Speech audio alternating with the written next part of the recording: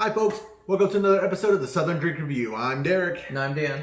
And tonight we'll be reviewing Four Roses Yellow Label Bourbon. So Four Roses comes in several different Varieties. Varieties, that's a good way to describe it. Yes, I mean, I was trying to look for a different word, but yes, varieties is exactly right. So, you got single barrel, you got small batch and such, but Four Roses, what's known as the Yellow Label, is by far the most popular. So Dan, if you would grab the bottle real quick and show it to them. So this is, you've probably seen this on your local liquor store shelves. Unfortunately, as you can see, the amount that we have in our glasses is the last of it. Alas, poor Four Roses, I knew you well. So, but this is pretty much your almost go-to at this point, right? Your well. Oh yeah, this is my well. Yeah. Well, before we did the old charter, just because. Yes. Just because that's a good substitute. It's the half the price, pretty much. Or, Yeah, pretty close. Yeah. Actually, if you think about it, it's less than half the price. I know. Anyways, check out our old charter bourbon review. We would have already posted that. Go ahead and check it out on our channel if it's not, if you can't find it any other way. So, as you can see, we've got it poured out already. So, Dan, if you would go ahead and take a sniff, let me know what you think about it. So, Four Roses is a Kentucky bourbon. So, there's a whole bunch of stuff about what qualifies as a bourbon. Mainly has to be aged in unused charred oak barrels. Must be at least 51% corn as part of its mash bill. So Dan, what's the nose on it smell like? Well, I detect oak right up front. Uh-huh. I do detect a little bit of caramel, which is always good. It always makes it smell nice and yummy. Caramel or caramel? Caramel. Which one? Caramel or caramel? You Oh. just said caramel. I know, but I usually say caramel, but I did it for, for video purposes. Oh, that's nice. Okay. Yeah. There you go. So yeah. So that's all you smell really is oak and caramel? Yes. Okay, well, that's pretty simple. Definitive. So I smell, man, I got a lot of alcohol. Whew. Yeah. Of course, you're always going to get a good amount of alcohol. Alcohol volatilizes very easily, so that's pretty upfront when you go and smell that. But I got alcohol, I got oak. I really didn't get any caramel in that. No, you don't think so? Whatsoever.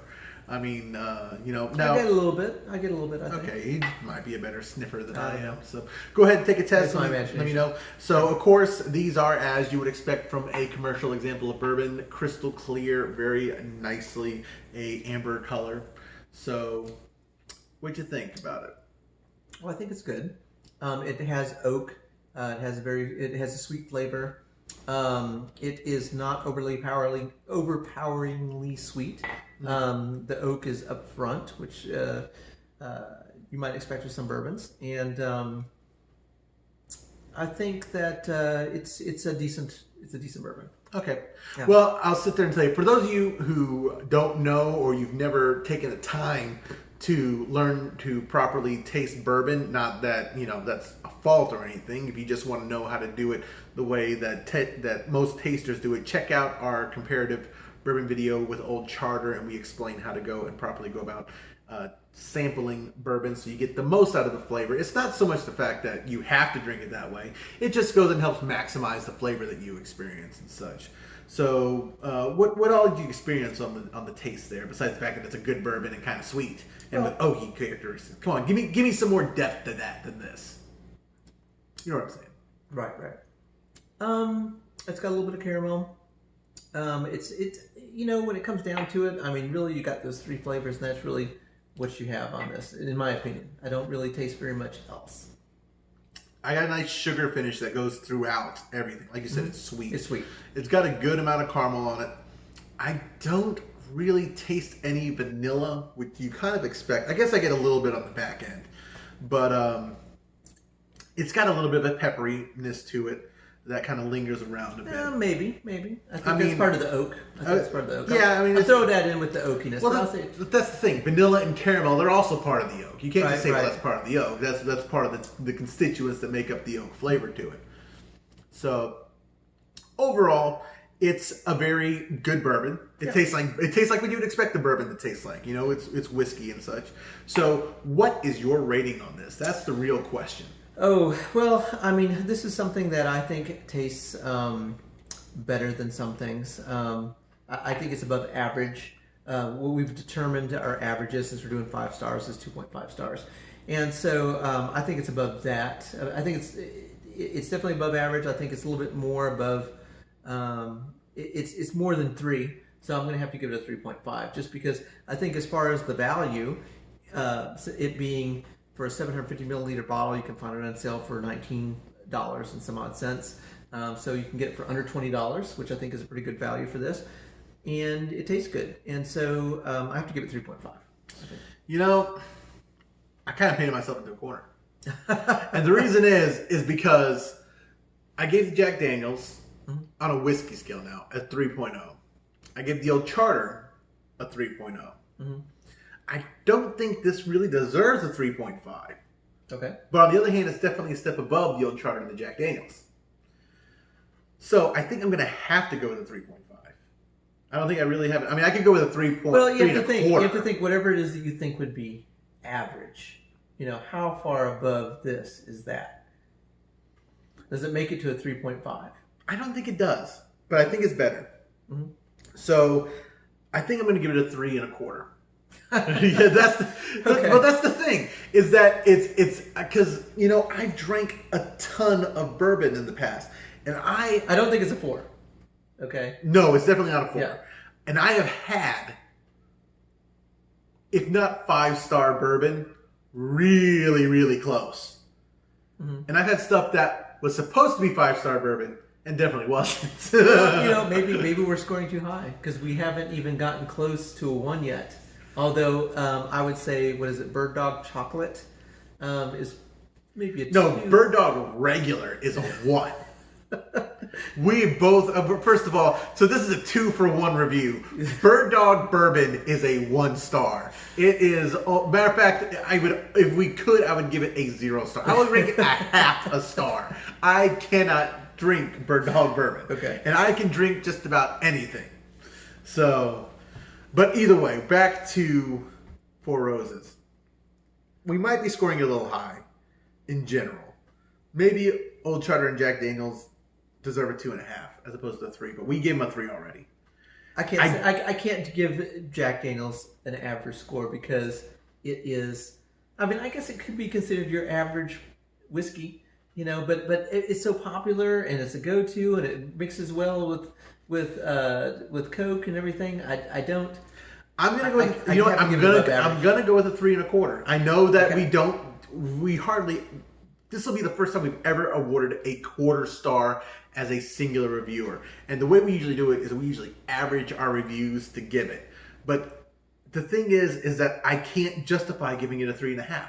Okay. It's better than the Old Charter and it's better than the Jack Daniels, but it's by such a tiny, small smidgen of an amount. I can't justify a whole extra half a star. It just doesn't work that way. Okay. So, all right.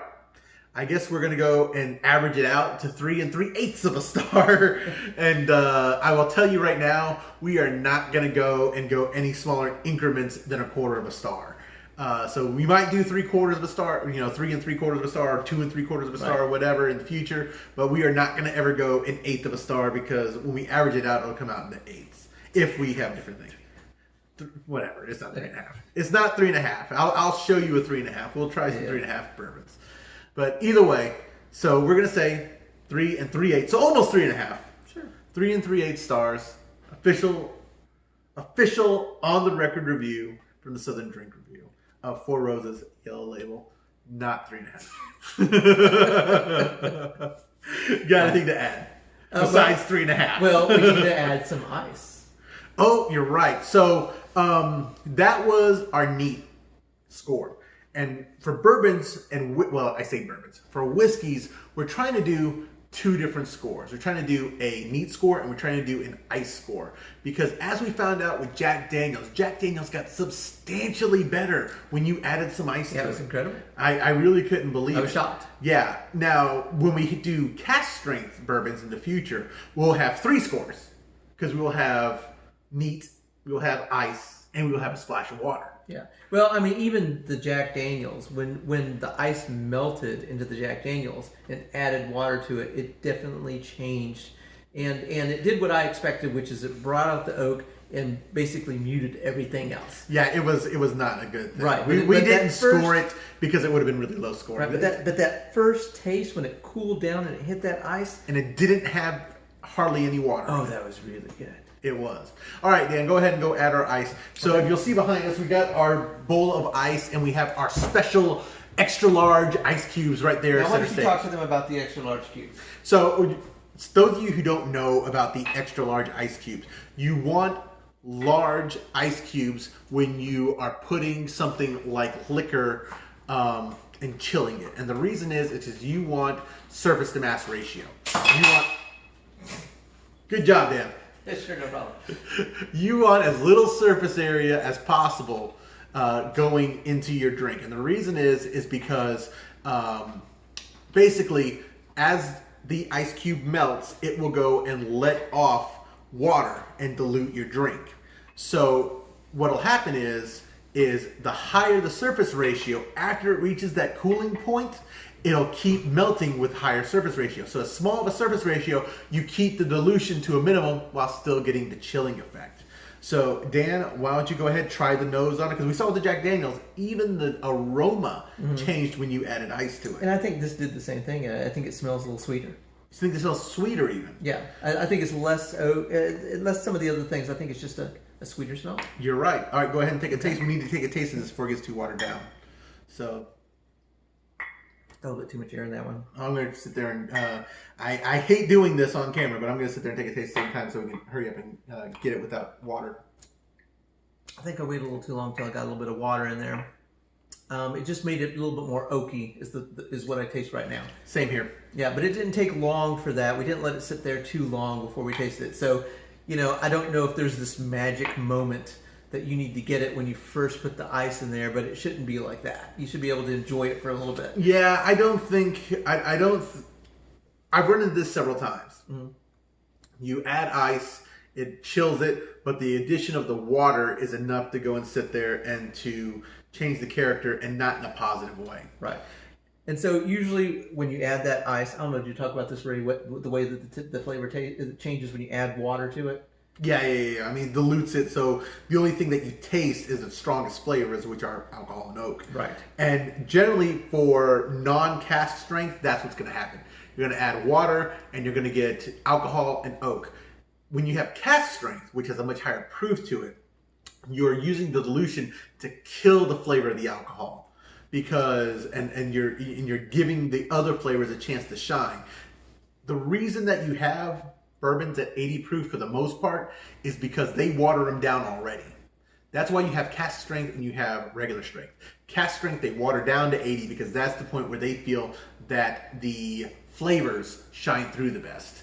Whereas something like this has already been watered down, so you add more water, you end up going past the magic area, and all you end up with is oak and alcohol. Right. So if you just want that chilled flavor, like maybe with the Jack Daniels, you use something like the Whiskey Stones, so that you don't have the melted water, get into your... Yes, if you want to go and chill something without adding water, Whiskey Stones are a great way to do it. They go in, for those of you who don't know, they're basically just cubes of granite.